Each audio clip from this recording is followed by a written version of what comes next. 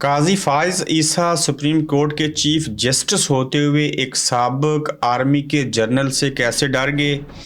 अली नवाज को दोबारा गिरफ्तार कर लिया गया, उसकी वजह क्या है? जो करना है कर लो, 1000 बार गिरफ्तार करो, मैं इमरान खान को नहीं छोड़ूंगी।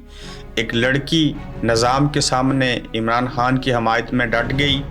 नून लीग मफाद परस्तों का टोला और इसने जमहूरियत को पांव तले रौंदा है। किस बड़े सियासतदान ने नून लीग का साथ देने से इनकार कर दिया? अस्सलाम वालेकुम, आप देख रहे हैं गोरखधंधा अबरार कुरैशी। आपसे महत्वपूर्ण सबसे पहले नुक्ते पे हम बात करेंगे कि काजी फाइज ईसा साहब जो हैं वो लड़खड़ा गए, वो डर गए, बड़े दबंग थे, नाडर थे, लेकिन इस निज़ाम के सामने उनकी बेबसी हमें दिखाई दी और कुछ हिकमत से काम करने की वो कोशिश कर रहे हैं, लेकिन इस्टेब्लिशमेंट के चुंगल से वो भी नहीं निकल रहे और उन्हें शायद किसी बात का खौफ है, डर है। इससे कबल भी इस्टेब्लिशमेंट ने इमरान खान के दौरे हुकूमत में उनके खिलाफ रेफरेंस दायर किए। कुछ जजेस ऐसे अदालतों के अंदर बैठे हुए हैं जो उनके खिलाफ इस्तेमाल हो सकते हैं। और हैरानगी की बात यह है कि जो काजी फाइज ईसा मिसिंग पर्सनस की बात करते थे, जो ISI और बाकी इदारों की सियासत में मुदाखलत के ख़िलाफ़ थे, जिन्होंने फैज़ाबाद धरना का उस वक्त फ़ैसला दिया था, आज उसी केस के ऊपर जब समाअत हुई तो उसमें उनके अल्फाज, उनके जुमले, उनकी नीयत और इरादे कुछ और हैं। और अब क्या हुआ कि एक साबिक आर्मी के जर्नैल जो थे उनके सामने काजी साहब फैज़ के सामने जो थे वो खड़े ना हो सके। हुआ कुछ यूँ कि ज़मीन पर कब्ज़े के इल्ज़ाम में जनरल फैज़ हमीद के ख़िलाफ़ केस सुप्रीम कोर्ट में दरख्वास्त को निपटाना था। दरख्वास्त में संगीन इल्ज़ाम आयद किए गए हैं कि केस को मुलतवी भी नहीं कर सकते, चीफ जस्टिस काजी फाइज ईसा कहते हैं। फिर दरख्वास्त गुजार के पास फैज़ हमीद समेत फ़रीक़ीन के ख़िलाफ़ दूसरे मुतल्लिका फोरम्स मौजूद हैं। सुप्रीम कोर्ट केस के मेरिट्स को छेड़े बगैर ये दरख्वास्तें निपटाती है। मुनासिब होगा कि दरख्वास्त गुजार मजाज फोरम से रजू करें सुप्रीम कोर्ट। अच्छा, सुप्रीम कोर्ट से बड़ी कोई अदालत है? सुप्रीम कोर्ट के चीफ जस्टिस से कोई बड़ा जज है?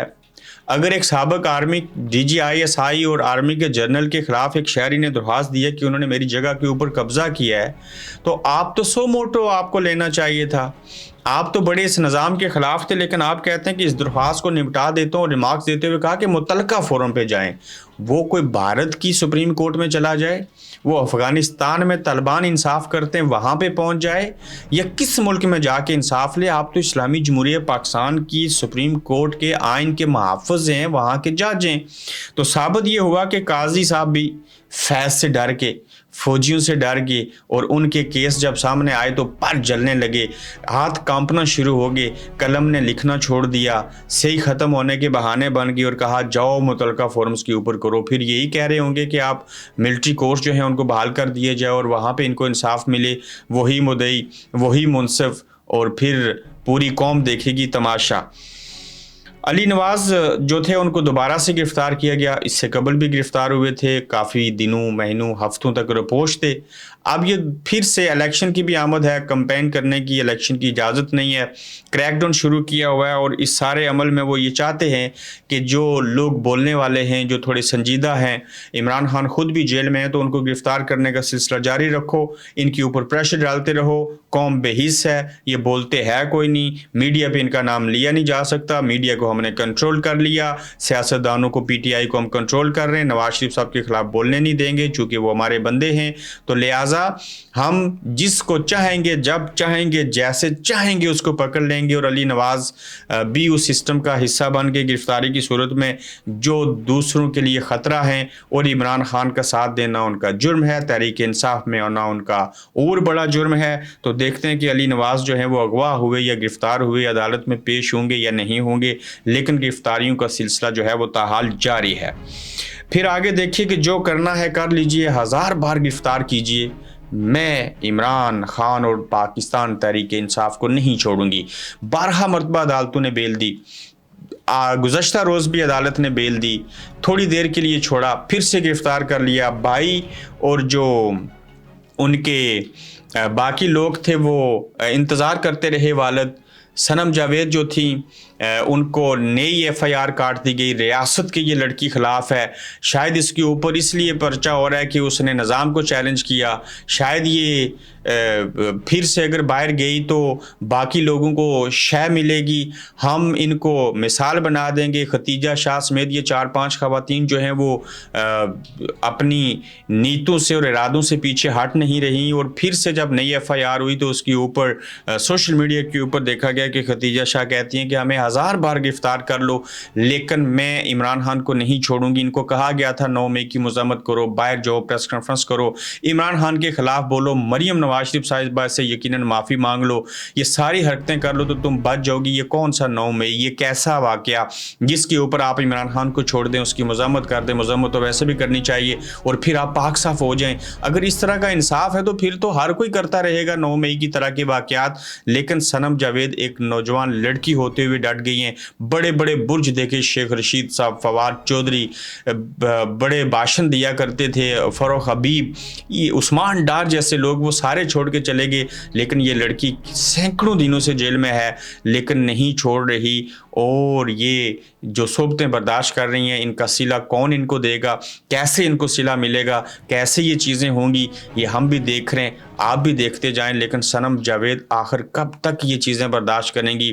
وہ وقت کون سا ہوگا کہ جب یہ باہر نکلیں گی جیلوں سے اور ججوں کے فیصلے اور عدالت کے حکم کے اوپر جو ہے وہ عمل درآمد کیا جائے گا؟ آپ دیکھیں کہ عدالت غلط ہے یا وہ دوسرے ادارے ٹھیک ہیں، عدالت ٹھیک ہے یا دوسرے ادارے غلط ہیں۔ ایسے حالات کے اندر جب عدالت کا حکم کسی ملک کے اندر پولیس نہ مانے، ایک کیس کے اندر ضمانت ہو جائے، آپ اس کے باوجود نہ چھوڑیں، اگر چھوڑ بھی دیں تو نئی FIR کاٹ دیں، تو یہ کیا ہے ہمارے ملک کے اندر؟ یہ کیوں ایسے ہو رہا ہے؟ ہماری یہ بہنوں اور جو کسی کی بیٹیاں ہیں ان کے ساتھ یہ عمل جو ہو رہے ہیں، کیا ان کے اوپر آپ امپیکٹ ڈالنا چاہتے ہیں؟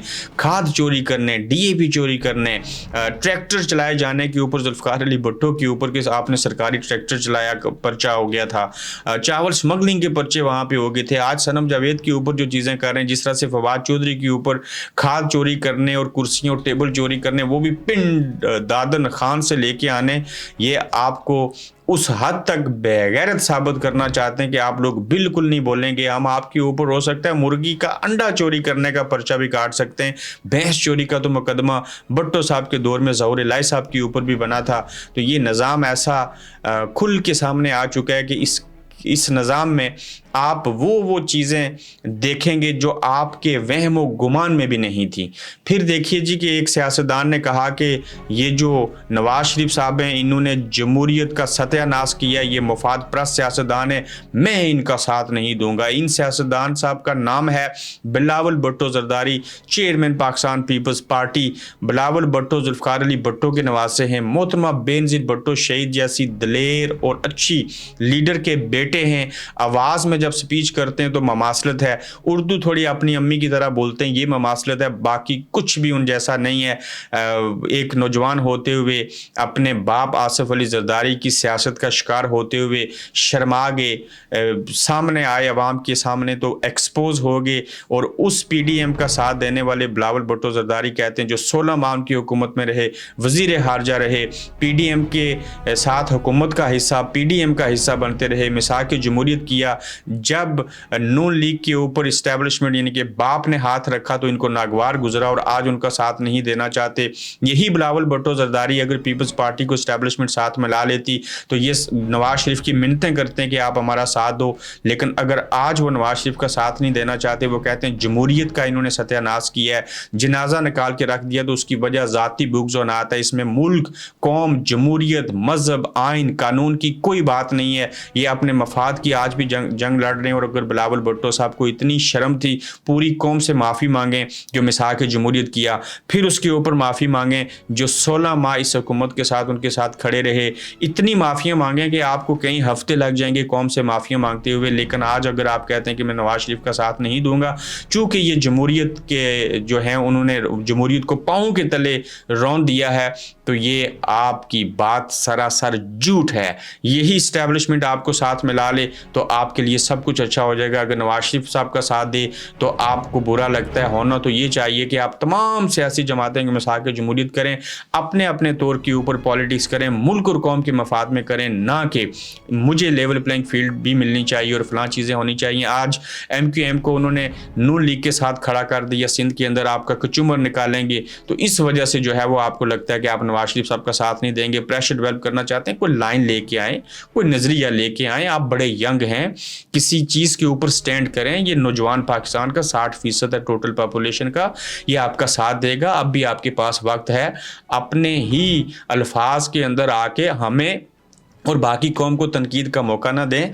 अब भी वक्त है कि आप अपनी हैसियत को मनवाने की कोशिश कीजिए बिलावल साहब, वरना कल के उनके साथ थे और आज कहते हैं आप उनका साथ नहीं देंगे, वो इसलिए कि आपको आपका मंजन नहीं बिक रहा। अपना ख्याल रखिएगा, अगले एपिसोड में फिर आपसे मुलाकात होगी इंशाल्लाह। आप देख रहे हैं गोरखधंधा अब्रार कुरैशी के साथ।